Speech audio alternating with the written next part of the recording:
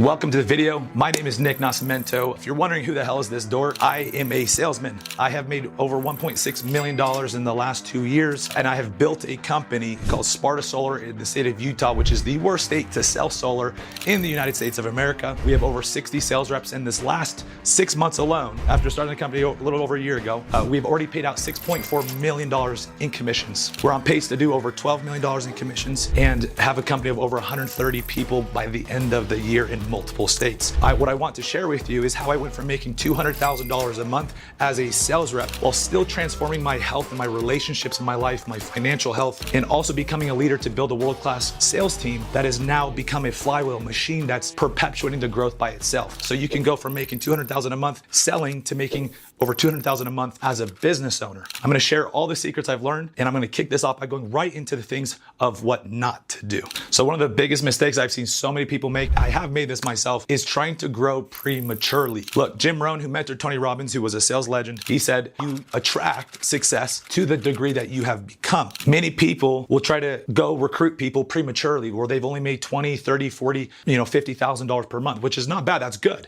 But just think of recruiting and growth as like a magnet, okay? The bigger the magnet, the greater the attraction. Okay, so the bigger the success you have personally with your job, the more attractive you are to other sales reps. So for me, my poster child moment was making $200,000 a month in a state where most people weren't even making $20,000 a month. So one of the key takeaways here, okay, is delay gratification. So don't be too antsy to grow a team. Have patience. There was a time I went from president of sales of another company with 130 reps. We're doing over 30 million in revenue. And I went back to sales rep. And I knew the power of focus in delaying gratification and telling people no. And so people said, hey, Nick, let me come sell for you. I said, no, I need to work on myself. I need to just sell. That focus allowed me to get disproportionate results selling 32 self-gen solar accounts where you're making about, $8,000 per deal. So number one is become attractive. Okay, now remember, you will attract to the degree that you've become. So for example, my company right now, Sparta, I have over 5 guys making over 6 figures per month. If I was never the leader that had made, $200,000 per month, why would these guys even respect me? If I had only done $50,000 per month, it's very unlikely that I'd be able to inspire or let alone attract guys that have the potential to make more than me, okay? So if you've never made more than $30,000 a month, you're not gonna find the A-type players, attract or retain them, okay? Now attraction is one thing. We're gonna talk about retaining, another key thing. Okay, another pivotal mistake I've made is recruiting people before my onboarding process was refined. So look, you have to realize this requires patience. As I've gotten high-level mentorship from billionaires, okay, in the sales industry, as I've gotten proximity to different mentors, 8-figure entrepreneurs, 9-figure, and some of them even billionaires, they've taught me this principle of delay of gratification. Too many people are trying to achieve a certain goal too fast, okay? Tony Robbins always says we overestimate what we can do in 1 year, we drastically underestimate what we can do in 10 or even 5. And so shift your thinking from 1 year to 5 to 10 years, or even 3 years. Because if you're racing to make as much money as you can in 1 year, you're gonna do business wrong. You need to build the foundation that is gonna erect a large company. If you try to rush that foundation, you're not gonna be able to build that high. Now, on this topic of becoming attractive, for me, I break this down into 2 categories, okay? So there's 2 categories. I break this down: professional success and personal success. So professional success is purely high amount of sales volume, making a lot of money, okay? The personal success, it can be anything, okay? But it's usually gonna be in your fitness, in your health, your relationships, your emotional health, and your financial health, and your investments. So your personal success is gonna branch off into a few things. Your health, number one. And it doesn't have to be just all of these things. It can be one or a few of these things. And if you can get results in this area, for me, I was a lot skinnier. I wasn't in terrible shape, but I have really transformed my health, gone all in, okay? Another pivotal thing is relationships. Again, you don't have to be the master of all these things. I'm definitely not. But if you have good relationships in your life versus being the guy that gets tons of sales success and has terrible relationships, I've been that guy, okay? You're only gonna go so far. You're only gonna attract so many people. So if you're really good at relationships, but you don't make $200,000 a month, maybe you make 50, that's attractive. You provide value to other people that are top-level sales reps that maybe struggle with relationships. So this is another way for you to bring value. And the other areas would be leadership and then finance and investing.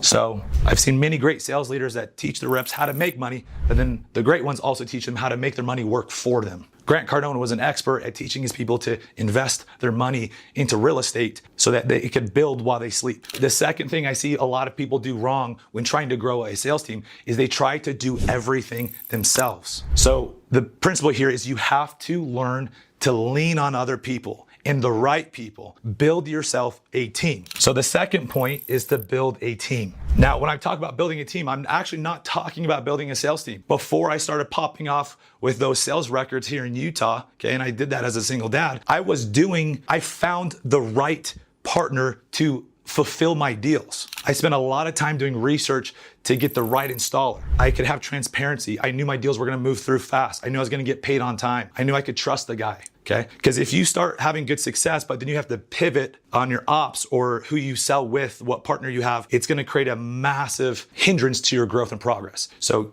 get that lined up first. Make sure you partner with the right person, okay? And do not try to do everything yourself, okay? So before I built my solar company, I actually, and it's technically a sales dealer, and I'm proud of that, okay? Before this, I ran a pest control company. We did operations, I did everything.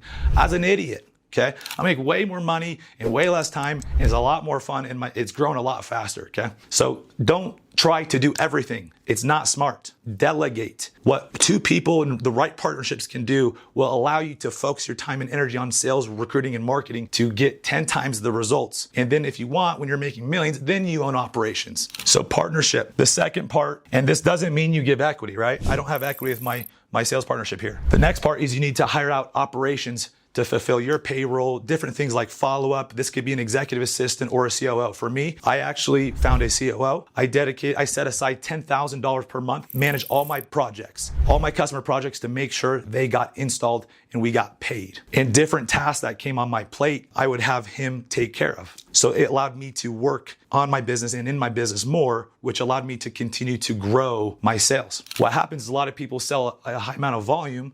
Let's say they make $100,000 in a month, and then their production drops because they're having to manage all these different things, or they recruit 5 different people and it becomes a shit show, okay? And the production drops. Delegate and play as a team, okay? So you want a COO type role or an executive assistant, okay? And if you don't have capital, go make sales. Sales solves all problems. You can also do different types of compensation with equity, with profit sharing if you don't have a lot of capital, and even production based. And even you can even do a production-based payment system with these operators. Okay, the ultimate goal here with this part, step 2, is to buy back your time, to reinvest back into selling and creating more production, okay? If you're buying back your time and you're not reallocating that back into sales, marketing, or creating systems of growth, it's a complete waste of money. The third thing that you need to do is create a system of training, okay? The mistake I've seen so many people make, myself included, was trying to do all the training yourself, hands-on. Get behind a camera like this and record yourself. If you have no time because you're constantly selling, get a camera crew out in the field with you selling. That is a type of training. We have that on our training course. The reason you want to document, okay, so one of the key things here, guys, is you need to document to duplicate. If you want to duplicate your success at scale, you have to have a process. Build out standard operating procedures for setting the appointments, for closing your deals. As I was selling, in between appointments when I wasn't knocking, as I hired my first setter to set appointments for me, I was using my free time to write out my 90-page training manual, right? To spill my brains out on how to persuade people to buy solar. I was writing out systems of scheduling appointments. I was writing out systems of how to do follow-up. I was writing out my scripts of how to contact a customer. I had a script for how to save a deal if they're trying to cancel. Document so you can duplicate. A lot of people building sales teams skip this step, okay? And it makes it very hard to scale, okay? Because everyone's gonna start asking you the same questions. And the reason I can have 60 plus people is because I've documented processes and trainings, and I also have leadership and systems of reporting and training. Okay, the fourth step, this is the most important. This is where so many people go wrong, is they're trying to make money for themselves. Your number one focus is get your people results. So when I first started, I actually tried to make as much money per guy I recruited and try to negotiate the compensation. Now, if a guy comes in and says, Nick, I want this much, and I normally pay this much, I don't take advantage and put him here. I actually say, buddy, I'm gonna pay you more than what you're hoping because my goal is to make you rich. If you help people get what they want, you'll have everything you want. That is a principle of sales and leadership. So stop trying to maximize profits for you and maximize profits for your people, because that is how they will stay and recruit and grow a team for you. So to put this in perspective, in our first 6 months of Sparta, I had 3 of my top closers that were making more money than me as the owner. And I wasn't resentful. I was very proud about this. A lot of guys transitioning have this struggle of seeing other people have massive success. But this is the pinnacle of building that foundation of leadership that you're gonna need to scale your team. So the first thing here within getting your people results is have an aggressive comp plan. Now your comp plan is critical to the success, okay? You don't just wanna have a high percentage that they make. You want it to be tiered, retroactive on monthly production, okay? That resets every single month. That keeps them motivated. You want good incentives. Now, incentives are kind of a tough thing. They vary vastly depending on the reps you have. Some reps are motivated by swag. Some are motivated by trips. Some just want more money. One quick tip I can give you regarding incentives: never give out cash incentives. Always do some type of product or experience. I personally love experiences with people because it builds memories, and products and items come and go. And so experiences help build relationships, and that's what I'm in my business for. And then going back, the third thing here is getting your people results professionally and personally. So a lot of guys just focus on helping them make money. If you help your reps get results outside of the business, you will buy loyalty and you're going to create friendships that will last. And business and success is built through relationships. So pour into your people, give without expectation of receiving back. I've had countless conversations where I've poured into people, I've mentored people, knowing that they probably weren't going to work with me, but I detached just to serve and empower that person because I love helping people. If you can find that same desire to love, connect, and serve, you'll have a lot more success. So that third thing is pour into your people inside and outside the business, professionally and personally. Now for me, I have seen transformation in my personal life. Don't just copy me. Like if you're not big into health, that's okay. I would challenge you to go hard on your health because it's going to amplify everything in your life. But for me, I personally seen transformation in my health. I had massive setbacks in my relationships because of a pornography addiction that I overcame. And then I've transformed my emotional health and my investing strategies. And so I love sharing and pouring into people and helping them find the same transformations. So I talk to my reps about addictions. I love helping them face their demons and overcome those. I love helping people transform their physique and setting goals to improve their fitness. It's not about how they look, it is purely about the discipline and how they feel. And how they do one thing is how they do everything. So if you can be not just the financial sales mentor, but just a mentor in some aspect, right? Even if you suck at health and fitness, and let's say you suck at investing, but you have really good things to teach people about relationships, and you have an amazing relationship with your significant other and other people in your life, you provide massive value. Lean in on that. Okay? And be real and authentic. This is a superpower of leadership, is do not put off a facade. When you are real with people, tell people the good, the bad, the ugly about you, the industry, and the business, and you never talk shit on your competitors, you'll win a lot more people over. I always say cons convince. I've seen this selling. I've seen this with recruiting. Okay? I lean into my weaknesses. I humanize myself. It helps me relate and connect, not just selling again, but also leading, okay? And a lot of leaders, guys that come in, try to flex. I used to be the guy, Audi R8 by the time I was 24, a BMW i8. I've had all these different supercars, my dream home by I was 26. And I've sold all those things now because it's a facade, it's fake. People don't want the fake you. They want the real you.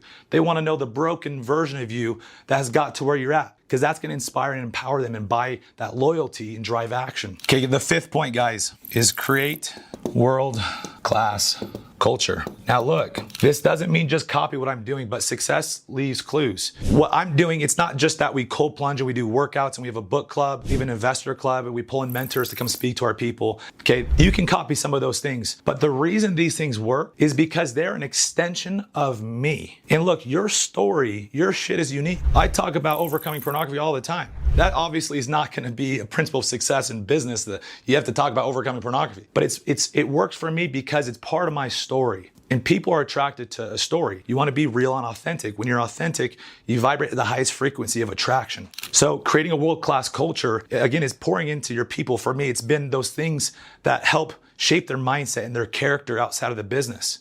And again, the more you pour into your people outside of the business, it shows you really care. It buys stickiness and loyalty, okay? Now, the other cool side note about doing these things is it sharpens their mind. You know, as their health improves, they have more energy. They'll knock more doors or make more calls. As they do things like cold plunges, my team, it trains their mind to do hard things. So knocking doors for 8 hours doesn't become as hard for my people versus other companies. They're having to pull teeth. So creating a culture around doing hard things and embracing challenges because we grow from challenges. Okay? If you can create that perspective and that mantra in your company, it's going to create a unique environment. Okay? And one of the key things is you want your people to feel like they're part of something different. Okay, another thing we've done at Sparta is getting obsessed about serving our clients. We take pride in being more obsessed about this than anyone else. And again, it comes back to my story. When I was selling, I've sold hundreds of families in Utah. Every single family, I tracked the 30-year savings, the long-term savings for that family by switching to solar. So I tracked how much value I brought every single homeowner. Very few people in sales do that. They track how much money they make. I was tracking how much value I was bringing.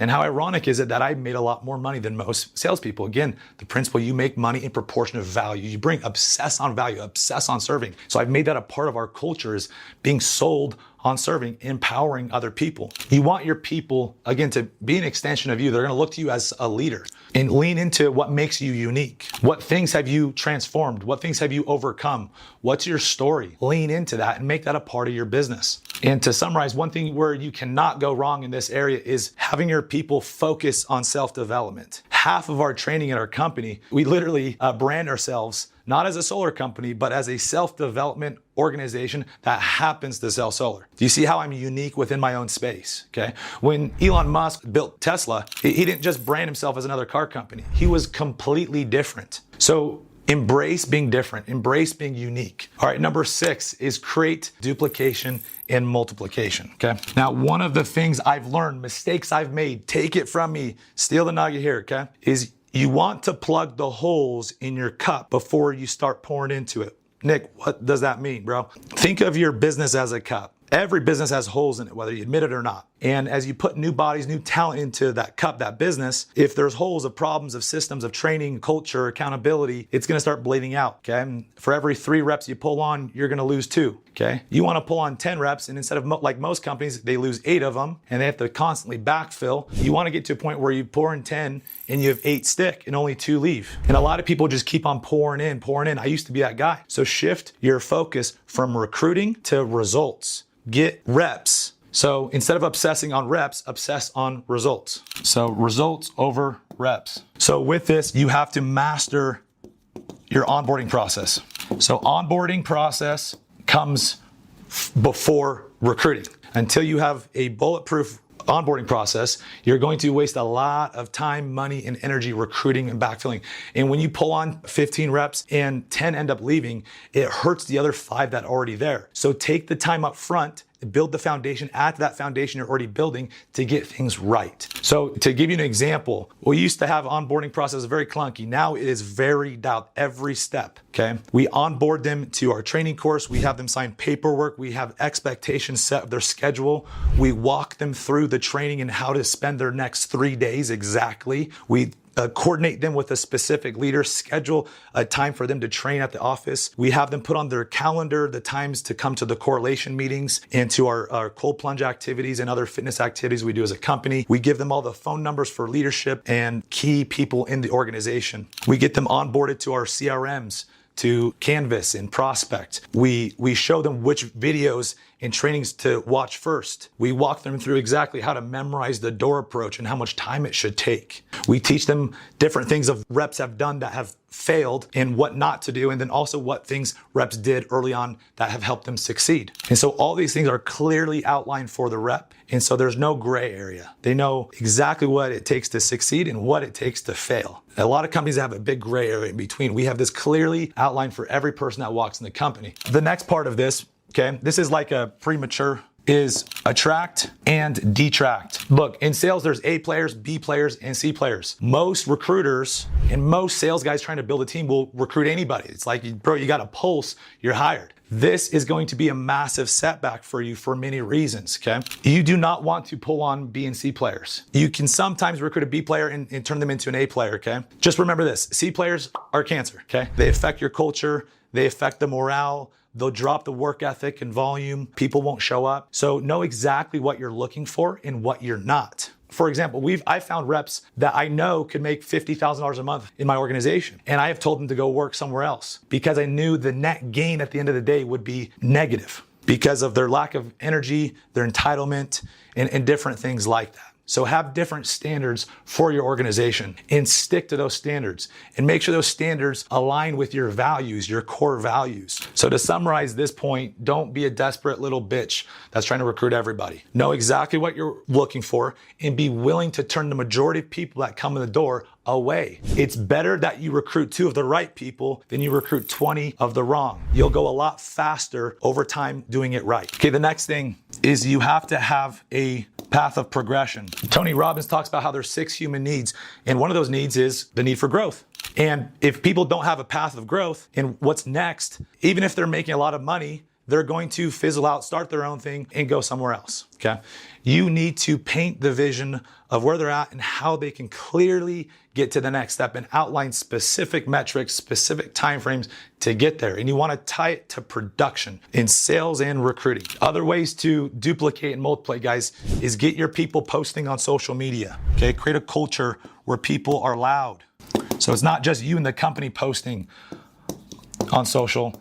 You want everybody, okay? Now, again, this goes back to getting results. If you're having reps that don't get results posting, it does no good. So this is why getting people results is so paramount. It increases retention, it increases your attraction as a company. It increases leadership, which allows you to scale and retain more people as you grow. And then finally, you wanna give your people financial incentive to recruit and build. Okay, I made a mistake where I just tell people to recruit, and they're like, what's in it for me, Nick? And a lot of people ended up recruiting because they loved us and they loved the value the company brought them, and they recruited even without the compensation for them. But it did backfire overall. So learn from my mistake. Give a type of compensation to your people to help recruit people to the company.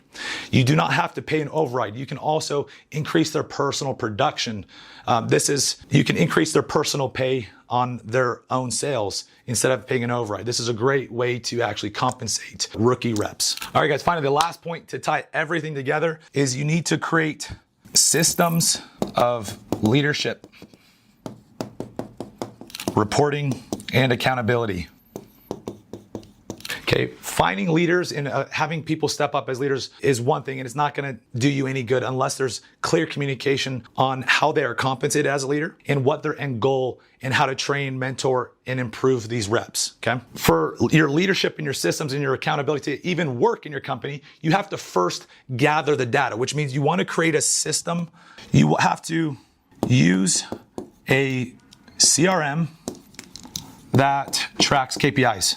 KPIs are key performance indicators, okay? Examples of how many conversations your salespeople have that day, that week, that month. Of those, how many appointments did they schedule? How many of those sat in a sales meeting? And of those that sat, how many of those closed? What's your attrition? Okay, and then having ratios on all these numbers. A lot of businesses don't know where they're at. And if you do not track your KPIs, you are not running a business, you're not running a sales team, you're running a shit show. So this is, again, another layer of that foundation to build. You don't have to do this, but it'll be a total crap show. You're gonna be all over the place and you're not gonna be able to diagnose. And what's gonna happen is your reps are gonna have problems. And if you were tracking KPIs, you know exactly where to address the problem early on before it exacerbated and blew up in your face and they quit, okay? So numbers tell all. And I can look at a set of data of 100 plus reps and know within seconds what I need to do, what action I need to take with specific reps to move the needle to help increase retention and get those people results. So it's no longer a guessing game where I have to hop on a 20-minute phone call with every single person. I can look at a set of data and instantly know exactly what they need to improve. Whether it's their set rate, their close rate, their work ethic and their volume, their consistency. Okay, so start tracking your data. Use a CRM that does this for you. Pay the price for it, it's essential. Okay, and do this early on. All right, the second thing here within this is you need to create a cadence of communication, okay? Look, just having reactive phone calls with your leaders, even if it's every day, it's not good because it's reactive. There's proactive energy of planning and executing, moving towards a goal, and then there's reactive. And nothing great happens of reactive energy. It's important to have those reactive calls to update each other, but you want to have times blocked off to communicate certain metrics and goals and improvements and talk about each rep individually, okay? So for example, I meet with my top leaders every single week to look at their pods, their teams, and how their reps are performing. And within 20 minutes of looking at the data on 20 plus people, we know exactly what to focus on, what pivots and changes need to make. And we'll see an increase in production of 20 to 50% from a 20-minute meeting and having very intentional plan of action for the next week. Now, look, you also have to have standard operating procedures for leadership. In our company, if they're under 5% set rate, we have a standard operating procedure of how to help them. They schedule a one-on-one to train them, and then they'll schedule a time to go shadow them in the field. And if the rep is over 8%, we know they're fine. And we also look at other data points like their sit rate. If their sit rate is under 25%, we know, hey, we need to schedule a one-on-one and schedule probably a 30-minute window of training to really deep dive with that rep on how to improve that sit rate.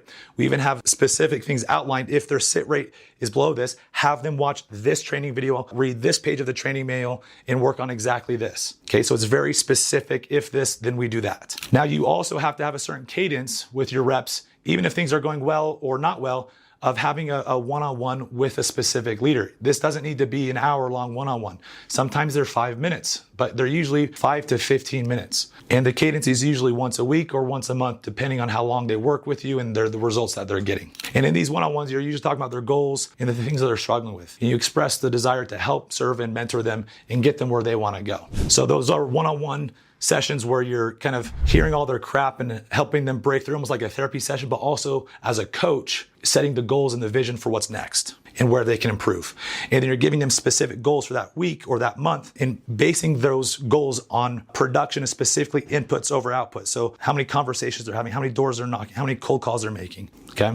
And make them laser focused on those inputs. These are also times for you to sit down and talk about their family life, their personal life, and really be there as a support, okay? Now, holding space for people as a leader requires you to hold space for yourself. This is why taking care of yourself every day, every morning, self-developing yourself is so critical. It's not that you have to, but if you do, you'll be able to hold more space as a leader and empower other people. Okay, guys, I know we covered a lot in this video, but I promise if you execute on these principles, you won't just build a sales team that will make millions, but you'll build a movement and a machine and a flywheel that will continue spinning and producing revenue for you, okay? And then you'll be able to copy and paste and continue to duplicate and, like myself, eventually become a CEO. So I love helping people find the success. If this brought you any value, please follow the channel. We are obsessively training on self-development, sales strategies, how to operate a sales team, how to operate a business. I have friends with top sales trainers like Andy Elliott, Jeremy Miner, Grant Cardone, and I've studied and worked with these guys to apply these principles myself. And I love sharing what I've learned, principally the things that I've done wrong so that other people can learn from my mistakes. And if you're wondering, Nick, what's in this for you? It's the same principle, guys, that I teach. The more value you give with no expectation, the more that comes back.